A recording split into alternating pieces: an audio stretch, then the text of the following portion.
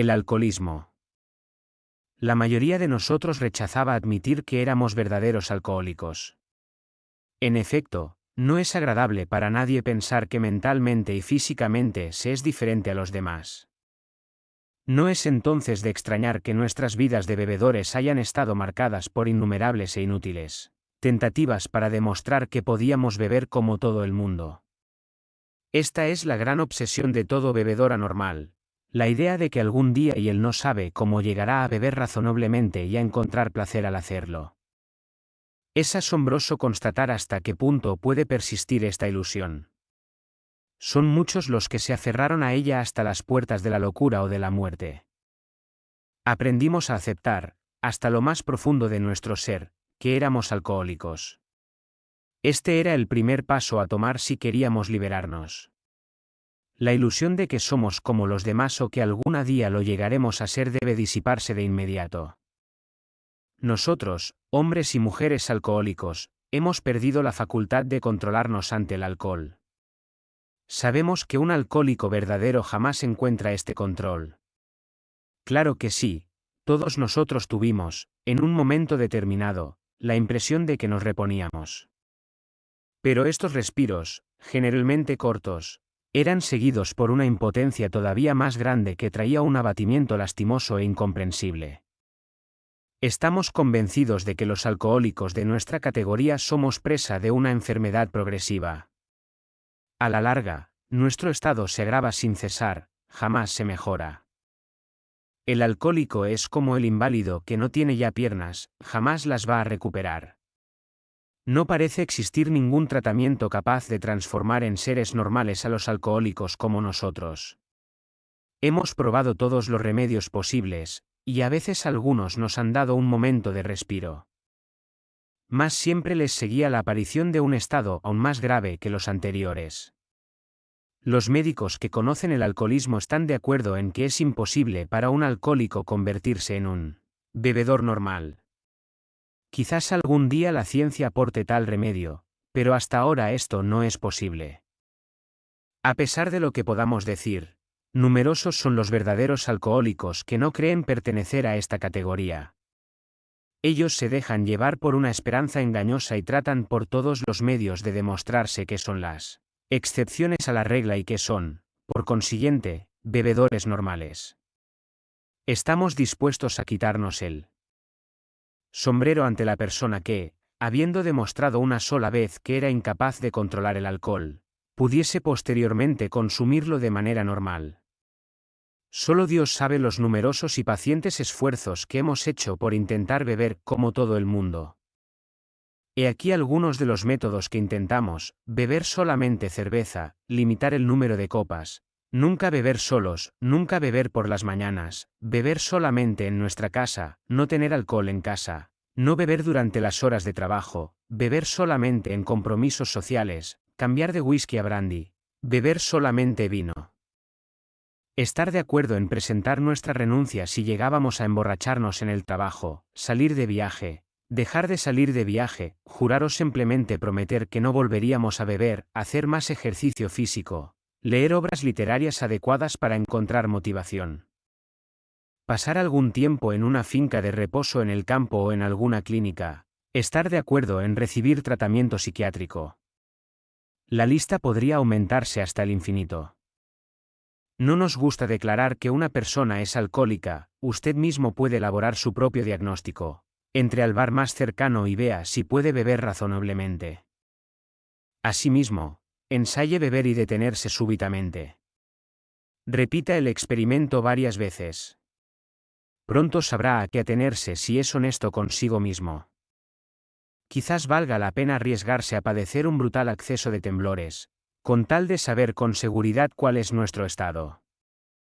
Aunque no estemos en condiciones de comprobarlo, creemos que la mayoría de nosotros habríamos podido poner fin a nuestro mal hábito desde el principio. Sin embargo, pocos alcohólicos desean verdaderamente dejar de beber cuando aún es tiempo. Hemos tomado algunos casos de individuos que, a pesar de la manifestación indudable de todos los signos de alcoholismo, tuvieron éxito al no beber durante mucho tiempo gracias a un poderoso deseo de dejar de hacerlo. Les damos aquí un ejemplo: un hombre de 30 años se emborrachaba mucho y muy seguido. Por las mañanas se sentía excesivamente nervioso e intentaba calmarse bebiendo otra vez alcohol. Además deseaba ardientemente triunfar en los negocios, pero se daba cuenta de que no lograría nada bueno mientras hiciera contacto con el alcohol, pues, una vez que empezaba a beber, ya no podía detenerse. Tomó entonces la decisión de no tomar ni una sola gota de alcohol hasta que hubiese triunfado en la vida y viviera retirado de los negocios.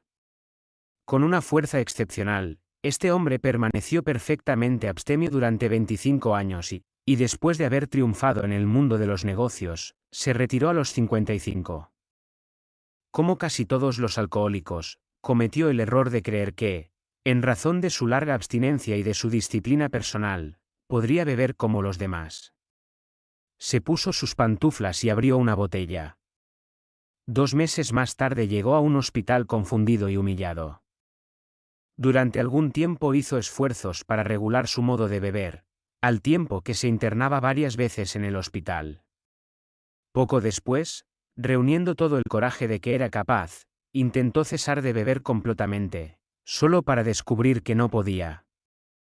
Sin fijarse en gastos, consiguió todos los medios posibles para combatir su hábito, pero todas sus tentativas fracasaron.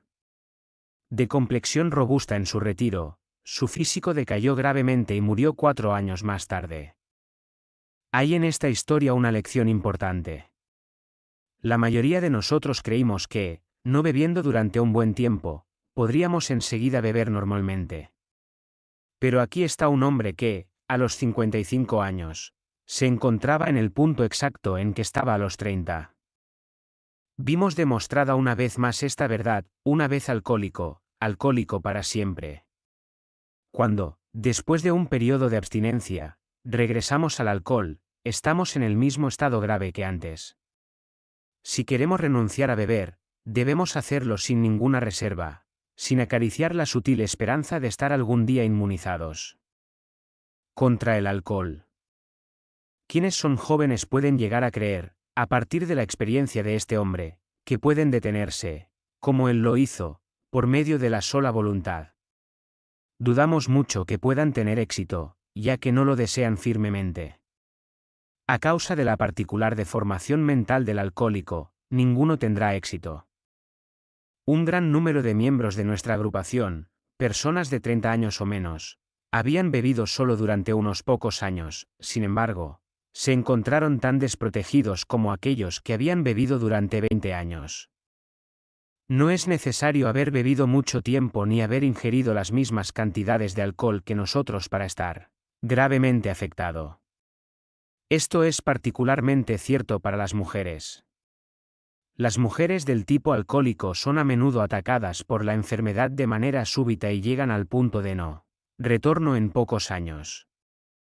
Ciertos bebedores, que se sentirían insultados por ser considerados como alcohólicos, se asombran de su incapacidad para cesar su consumo de alcohol. Nosotros, que estamos familiarizados con los síntomas de esta enfermedad, encontramos que entre los jóvenes hay un gran número de alcohólicos potenciales, por donde quiera que los observemos. Pero, trate usted de que ellos se den cuenta. Al lanzar una mirada al pasado, nos parece que seguimos bebiendo mucho tiempo después de que pasamos el punto donde pudimos parar solo con nuestra voluntad. A aquel que se pregunte si ya franqueó ese límite, nosotros le sugerimos que ensaye abstenerse de alcohol durante un año. Si es un alcohólico verdadero y su alcoholismo está muy avanzado, tiene pocas probabilidades de tener éxito. En los primeros tiempos en que empezamos a beber, todas las veces teníamos éxito en no beber alcohol por un año o más. Después nos convertimos en bebedores crónicos. Aunque, si una persona puede dejar de beber por un corto tiempo, puede ser ya un alcohólico potencial. Estamos convencidos de que será poco probable que aquellos a quienes les interese este libro puedan dejar de beber durante un año. Algunos de ellos estarán ebrios al día siguiente de que tomen esa resolución, la mayoría beberá en las siguientes semanas. Aquellos que son incapaces de beber moderadamente, se preguntarán cómo podrían dejar de hacerlo completamente. Damos por descontado, desde luego, que el lector desea dejar de beber. Para saber si alguien puede hacerlo sin una ayuda espiritual, es necesario saber hasta qué punto ha perdido la capacidad de elegir si va a continuar o no bebiendo. Fuimos muchos los que pensábamos que teníamos la fuerza de carácter necesaria para poder hacerlo. Sentíamos la necesidad absoluta de renunciar al alcohol para siempre. Y, sin embargo, nos fue imposible hacerlo. El alcoholismo, ahora lo sabemos, posee esta característica desconcertante, tal como la conocemos nosotros: no se le puede dejar, no importa lo grande de la necesidad o el deseo. Entonces, ¿qué debemos hacer para ayudar a nuestros lectores a determinar por sí solos, y por su propio interés, si son de los nuestros? El tratar de renunciar al alcohol durante un cierto tiempo es útil, sin embargo, creemos tener un medio mejor para ayudar a aquellos que sufren de alcoholismo y, quizá también, a los médicos. Por esto vamos a describir algunos de los estados mentales que preceden a una recaída, pues es evidente que es ahí donde está el fondo del problema. ¿Qué pasa en la cabeza de un alcohólico que repite y repite la experiencia fatal de la primera copa?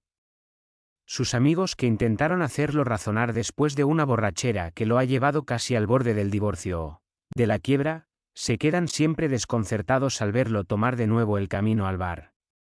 ¿Qué hace? ¿En qué piensa? Nuestro primer ejemplo es el de un hombre al que llamaremos Jim. Además de tener una esposa y unos hijos encantadores, Jim heredó una exitosa concesionaria de automóviles y su pasado como soldado de la Primera Guerra Mundial es de lo mejor. Tiene éxito en las ventas. Goza de la estima de todos. Hasta donde se le puede juzgar, es un hombre inteligente, pero de carácter nervioso. Estuvo abstemio hasta la edad de 35 años.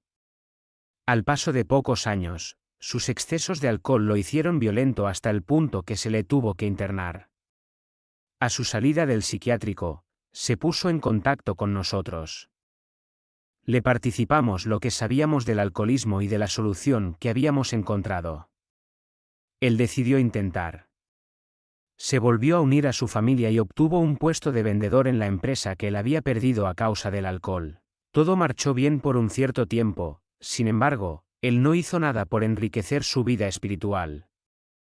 Con todo su asombro, se emborrachó 6 veces en poco tiempo. Después de cada una de estas recaídas, nosotros trabajábamos con él, tratando de investigar qué había ocurrido. Reconoció que realmente era alcohólico y que su estado era grave. Sabía que lo esperaba otra curación en el hospital psiquiátrico, si hubiese continuado. Además, perdería a su familia, por la que sentía tanto afecto. A pesar de todo, volvió a beber. Le pedimos que nos relatara exactamente cómo habían ocurrido las cosas. He aquí su relato: me presenté a trabajar el martes por la mañana. Recuerdo que estaba en un estado de irritación debido a la idea de que no era más que un vendedor del negocio que antes me había pertenecido. Tuve una diferencia con el dueño, pero nada serio. Enseguida decidí visitar a uno de mis clientes que vivía en el campo y que quizás se interesaría en comprar un coche nuevo. Durante el trayecto, y debido a que sentía hambre, me detuve en un restaurante donde también había un bar. No tenía ninguna intención de beber. Quería comer solo un emparedado. Medité en que quizás podría encontrar ahí a algún otro cliente conocido, pues frecuentaba esta clase de lugares desde hacía varios años. Había ido a ese lugar por varios meses, desde que dejé de beber.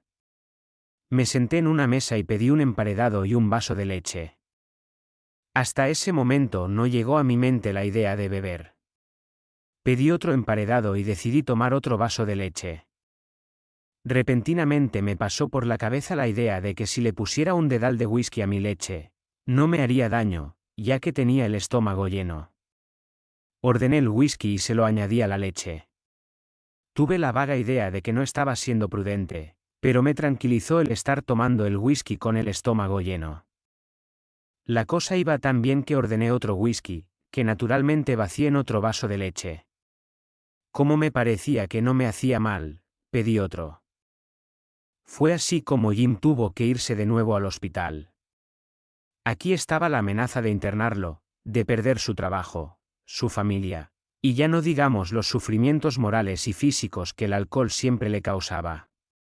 Que estaba bien informado sobre su condición de alcohólico, lo estaba. No obstante, todas las razones que tenía para no beber fueron fácilmente descartadas con la idea insensata de que podría tomar whisky sin peligro, nada más si lo mezclaba con leche. Como quiera que se le llame, no importa. Para nosotros, esa es locura, simple y llanamente. ¿Cómo podríamos llamar de otra manera a una falta de juicio tal, a una falta de pensamiento tal? Quizás crea usted que se trata de un caso extremo. Para nosotros es algo común, ya que esta manera de pensar ha sido característica en cada uno de nosotros. Hemos reflexionado acerca de estos hechos más de lo que Jim lo hizo. Pero nosotros éramos siempre las víctimas de un curioso fenómeno mental, paralelamente a nuestros argumentos sensatos. Algunos pretextos tan aberrantes como ridículos se nos ponían enfrente para justificarnos al tomar la primera copa. Todos nuestros demás razonamientos no bastaban para parar de beber. Estas ideas insanas siempre triunfaban. Al día siguiente nos preguntábamos, con toda sinceridad y honestidad, cómo había podido suceder todo eso. En otras circunstancias, deliberadamente nos emborrachamos, creyendo estar justificados por los nervios, la cólera, la inquietud, la depresión, los celos o algún otro sentimiento de este género. Pero, aun en esta clase de inicio, debemos aceptar que a esta justificación le faltaba cualquier base razonable, desde el momento en que todo terminaba de ese modo. Nos dábamos cuenta ahora de que, aun cuando comenzábamos a beber deliberadamente, y no en forma fortuita, no habíamos reflexionado seriamente en las enormes consecuencias que iban a resultar. Nuestra forma de comportarnos ante la primera copa es tan absurda e incomprensible como la de aquel que acostumbra atravesar la calle cuando hay un tráfico incesante. Buscando emociones fuertes, le encanta esquivar a los coches. Y a pesar de las advertencias de sus amigos bien intencionados, se divierte con este jueguito durante años. Hasta este punto, él pasa como un individuo loco con ideas muy extrañas sobre cómo divertirse. Pero un día la suerte lo abandona y se lastima ligeramente varias veces consecutivas. Una persona normal dejaría a un lado esta peligrosa manía. Pero ahí lo tenemos, atropellado nuevamente por un vehículo, mas esta vez le fracturaron el cráneo. En el curso de la siguiente semana, al salir del hospital, un tranvía le rompe un brazo. Él le dice a usted que ha resuelto no volver a lanzarse jamás al arroyo de la calle, pero, al cabo de unas semanas, lo encontramos con las dos piernas fracturadas. Y por años y años continúa comportándose así, prometiendo continuamente que será prudente y que ya no volverá a atravesar la calle. Finalmente, ya no puede volver a trabajar. Su esposa se divorcia de él y nuestro amigo se convierte en el hazmerreír de todos. Intenta todas las soluciones para quitar de su mente esta manía. Se hace internar en un hospital psiquiátrico, con la esperanza de salir curado. Pero el día en que deja el hospital, se precipita contra un camión de bomberos que le rompe la columna. ¿Es necesario estar loco para actuar de este modo, no cree usted? ¿Considera usted que este ejemplo es demasiado exagerado o casi ridículo? ¿Le parece así? Nosotros, que hemos pasado por duras pruebas, estamos obligados a admitir que se podría contar la misma historia, sustituyendo esta pasión por el peligro con el hábito de beber. La narración nos describiría exactamente. A pesar de todo lo expertos e inteligentes que podamos ser en otros campos, por lo que respecta al alcohol somos personas que nos comportamos verdaderamente como seres afectados por locura. Es muy crudo hablar así, pero ¿no es cierto? Algunos de ustedes pensarán, sí, eso que nos dice es verdad, pero no se aplica enteramente a nuestro caso. Estamos de acuerdo en que presentamos algunos de esos síntomas, mas no hemos llegado a los extremos de ustedes y hay pocas probabilidades de que nos ocurra igual, pues luego de oír lo que se nos ha contado, hemos entendido muy bien el peligro de nuestra situación y no vamos a exponernos a que esas cosas nos ocurran. El alcohol no nos ha hecho perder todo en la vida y, además, no tenemos la intención de llegar hasta ese punto. Gracias por la información. Este razonamiento es válido para ciertas personas que no sean alcohólicas y que, aunque beban desordenadamente, pueden parar de beber o disminuir la cantidad de alcohol, debido a que sus mentes y su físico no se han dañado tanto como ha ocurrido con nosotros. Pero el verdadero alcohólico, o aquel que está por serlo, sin excepción será absolutamente incapaz de cesar de beber por el simple hecho de que tenga un cierto conocimiento de sí mismo. Queremos insistir en este punto una y otra vez para que pueda entrar en la cabeza de nuestros lectores alcohólicos, ya que esta verdad la hemos aprendido pagando al precio de crueles experiencias. Pasemos ahora a otro caso. Fred es socio de una importante firma de contadores públicos. Sus ingresos son muy altos, posee una bella casa. Es feliz en su matrimonio y sus hijos estudian una carrera prometedora en la universidad. Es una persona tan agradable que tiene amistades por doquier. Fred es el perfecto ejemplo del hombre de negocios que ha triunfado. Da la impresión de ser estable, bien equilibrado. Sin embargo, es alcohólico. Conocimos a Fred hace un año en el hospital donde se recuperaba de una crisis de convulsión alcohólica. Era la primera vez que le ocurría y se sentía muy avergonzado. Lejos, muy lejos de admitir que era un alcohólico, decía que había llegado al hospital para atenderse de agotamiento. El médico le hizo comprender en tono enérgico que su enfermedad era más grave de lo que él pensaba. Durante algunos días, esta noticia lo deprimió. Decidió renunciar completamente al alcohol. Jamás le llegó a su mente que, a pesar de su fuerza de carácter y su posición social, no lo podría lograr. Fred no solo se rehusó a reconocer que era alcohólico, y hubiese estado aún menos dispuesto a aceptar una solución espiritual a su problema. Le expusimos lo que sabíamos sobre alcoholismo. Interesándose, reconoció que presentaba algunos de los síntomas, pero estaba lejos de admitir que no iba a poder salir por sí solo. Estaba seguro de que después de aquella experiencia humillante y después de las nociones aprendidas al respecto, estas bastarían para mantenerlo a salvo por el resto de sus días. El conocimiento de sí mismo resolvería su problema. Por un cierto tiempo no tuvimos más noticias de Fred. Un día nos enteramos de que había sido de nuevo hospitalizado. Esta vez padecía severas convulsiones y prontamente dio instrucciones de que necesitaba vernos. La historia que nos contó es una de las más instructivas, porque habla de un hombre convencido de que debía dejar el alcohol, que había dado pruebas de poseer un ingenio y una determinación extraordinarios en todos sus actos y que no obstante estaba ahí, en una cama, postrado. Escuchemos su historia. Me quedé muy impresionado por lo que ustedes me habían dicho del alcoholismo y creía sinceramente que era imposible que yo volviera a beber. Había tomado debida nota de sus advertencias en cuanto se refiere a la locura súbita que se apodera de la mente ante la primera copa, mas tenía la certeza, con todos los conocimientos adquiridos, que eso no me podría ocurrir. Me decía que mi caso era menos grave que el de ustedes, que tal como resolvía mis problemas personales, yo triunfaría ahí donde ustedes habían fracasado. Me parecía que tenía toda la razón en tener confianza y que bastaba tener voluntad y mantenerme alerta. Volví a mis negocios con aquel estado de ánimo y por un cierto tiempo todo funcionó bien. No tenía ningún problema para rechazar el alcohol, pero empecé a pensar que si no había exagerado la gravedad de mi caso. Un día tuve que ir a Washington para presentar una información contable a una oficina del gobierno. Tenía la oportunidad de viajar desde que había cesado de beber, entonces no había nada de nuevo para mí en ese viaje. Me sentía bien físicamente y no había tenido problemas urgentes ni preocupaciones. Mi cita de negocios había sido todo un éxito. Estaba contento y pensaba que mis socios también lo estarían. Un día perfecto llegaba a su fin, no había nubes en el horizonte. Fui a mi hotel y tranquilamente me cambié de ropa para la cena. Cuando pasé el umbral del comedor me vino la idea de que podría acompañar mis alimentos con unos cuantos cócteles. Esto fue todo y nada más. Ordené entonces una bebida y mi cena. Después pedí que me trajeran otra copa. Después de la cena decidí ir a pasear.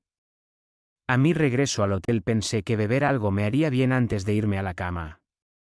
Me dirigí al bar y tomé una copa.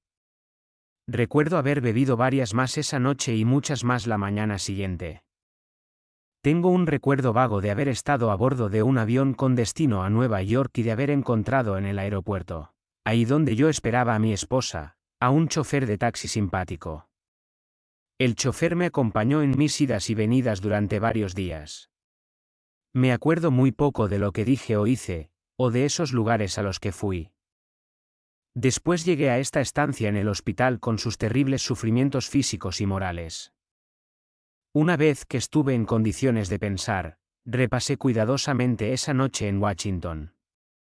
No solo no me había cuidado, sino que no resistí en absoluto beber esa primera copa. Esa vez no pensé en absoluto en las consecuencias. Bebí esa primera copa con desenvoltura, como si se tratase de un refresco de cola. Me acordé de inmediato de lo que mis amigos de AA me habían dicho. Me habían prevenido que si tenía el retorcimiento mental de un alcohólico, llegaría el día en que volvería a beber. Me habían dicho también que si estaba a la defensiva, algún día, bajo un banal pretexto, mis defensas iban a ceder. Y así fue. Eso fue exactamente lo que ocurría, una y otra vez, pues todo lo que yo había aprendido sobre el alcoholismo, no acudió a mi mente en esta ocasión.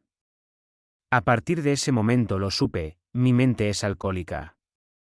Me di cuenta de que la voluntad y el conocimiento de mí mismo no pueden prestarme ningún auxilio en esos momentos extraños de la vida mental. Nunca antes había podido comprender a las personas que decían que algún problema las había doblegado. Entonces sí que los comprendí. Fue un duro golpe. Recibí la visita de 2 miembros de Alcohólicos Anónimos. Sonriendo algo que me molestó un poco me preguntaron si me reconocía como alcohólico y si en verdad esta vez me daba por vencido. Respondí que sí a ambas cosas. Me presentaron montañas de evidencias que demostraban que el comportamiento alcohólico que había tenido en Washington era prácticamente incurable. Me citaron, por docenas, casos similares al mío. Esta prueba acabó de extinguir la última chispa de esperanza que me quedaba de salvarme por mí mismo. Después me expusieron la solución espiritual y el programa de acción que había tenido éxito con una docena de ellos. Aunque yo no practicaba mi religión, encontré sus principios intelectualmente fáciles de asimilar. Pero el programa de vida, así como era de razonable, lo encontraba muy drástico. Veía, por ejemplo, que debería lanzar por la ventana tantas de mis creencias fundamentales de toda la vida. No fue fácil. Sin embargo, a partir del momento en que tomé la decisión de proseguir en este programa, tuve la extraña sensación de haberme liberado de la condición de alcohólico en la que antes me había encontrado. Los hechos lo iban a demostrar. Igual de importante fue el descubrimiento de que los principios espirituales iban a solucionar todos mis problemas. Desde entonces se me ha enseñado a vivir según un modo de vida infinitamente más satisfactorio y, así lo espero, más útil que aquel de antaño. Mi vieja manera de vivir no era ciertamente mala en sí, pero yo no cambiaría ciertamente los mejores instantes del ayer por los peores de mi vida de hoy. No regresaría jamás, aunque pudiese hacerlo. El testimonio de Fred es abundante en comentarios. Esperamos que su ejemplo servirá a miles de personas como él. Fred no había sufrido más que los primeros embates de la enfermedad. La mayoría de los alcohólicos esperan a estar agonizantes antes de hacer algo para solucionar su problema. Numerosos son los médicos y psiquiatras que comparten nuestras ideas sobre el alcoholismo. Uno que está asociado a un hospital conocido mundialmente, le dijo recientemente a algunos de nosotros: en mi opinión, tienen ustedes razón cuando dicen que el alcohólico medio está enfermo de un mal generalmente incurable. En cuanto a ustedes dos, de quienes he escuchado su historia, no me queda ninguna duda de que, de no ser por una ayuda divina, ustedes no tenían la más leve esperanza. Si me hubiesen pedido tratarlos en mi hospital, no los habría admitido, si me hubiese sido posible hacer eso. Los enfermos como ustedes son personas verdaderamente trágicas. Yo no soy muy religioso, pero tengo un profundo respeto por su método, el cual busca curar el espíritu en casos similares al suyo. En la mayoría de los casos no existe otra solución. Lo repetimos una vez más, el alcohólico, en ciertos periodos de su existencia, no posee ninguna defensa mental contra la primera copa. Salvo casos excepcionales, ni él ni ningún otro ser humano puede proporcionarle los medios para defenderse. El auxilio debe venir de un poder superior.